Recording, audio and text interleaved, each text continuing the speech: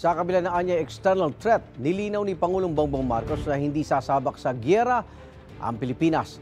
Tinawag naman ng Armed Forces of the Philippines na distraction sa mga totoong issue sa West Philippine Sea ang ulat ng Chinese media na nanira umano ng mga lambat ng Chinese sa mga crew na nasa BRP Sierra Madre. May unang balita si John Consulta. Sa Ayungin Shoal na ilang beses nang pinag-ugatan ng tensyon sa pagitan ng Pilipinas at China, may panibagong ulat na lumabas sa Chinese media. Batay sa ulat, ilang beses daw sinira ng personnel mula sa BRP Sierra Madre ang mga lambat ng mga Chinong mangingisda.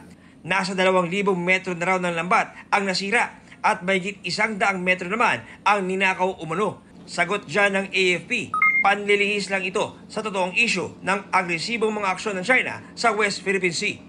Anila, illegal at mapanghamon ang pananatili ng Chinese vessels sa loob ng exclusive economic zone ng Pilipinas.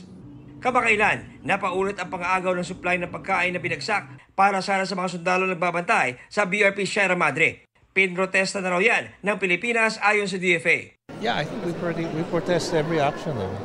That's illegal. Well, we'll see what we can do in order to maintain our sovereign rights, but we're always open to talking with China and other countries on how we can manage our disputes peacefully. Dati nang sinabi ng Chinese media na ang mga Pilipino ang nanutok ng armas sa mga Chino sa Ayungin Shoal, bagay na mariing itinanggi ng AFP. Batay sa survey ng Okta Research, 76% ng kanilang sinurvey sinabing China ang pinakamalaking banta sa bansa. Si Pangulong Bongbong Marcos, nabanggit ang anyay mga external threat sa Pilipinas, bagamat walang pinangalan ng bansa, pero hindi ito nangangahulugang sasabak sa gyera ang Pilipinas.